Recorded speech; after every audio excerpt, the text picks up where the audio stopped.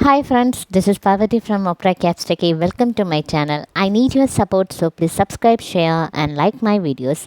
Also, you can mention your valuable comments in the comment box.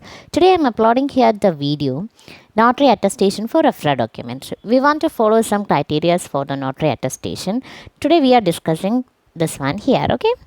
In the first few slides, I mentioned the details, whatever they mentioned. That means the AHPRA, whatever the details they mentioned on there, the same one I copied here. If you want, you can check it directly on their website. Okay.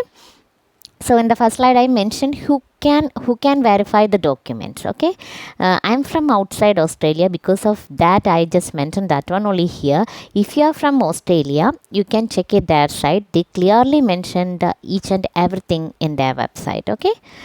And the next slide, whatever the criteria want to follow the authorized person for attestation.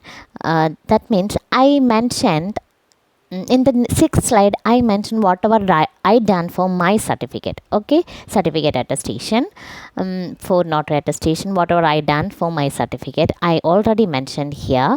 The first one I mentioned digital copy with photo. That means in our certificate, different types of certificates we have. Some certificates have photo, some certificates not have the photo, and some of them are digital copy. So each one have some criteria we want to follow. So the first one is digital copy with photo. I just mentioned the skill assessment letter, how I certify it. In this one, the notary attestation, who is attesting this one, that person want to mention clearly, I certify that this is a digital copy of the original and the photograph is a true likeness of the person presenting the documents as cited by me.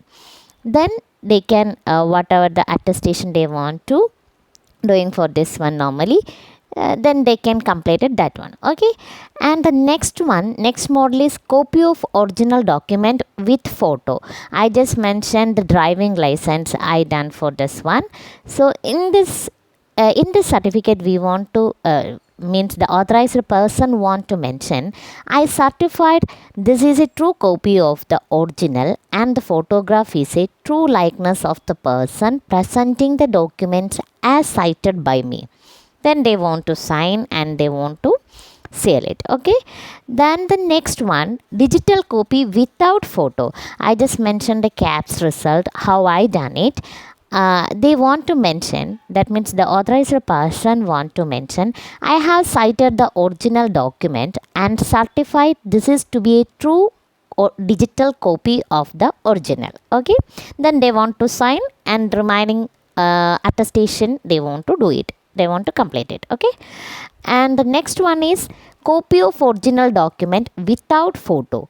I just mentioned the one and the same certificate because I submitted that one. I have some name clarification, because of that I submitted this one. If you don't have a name problem, no need this certificate.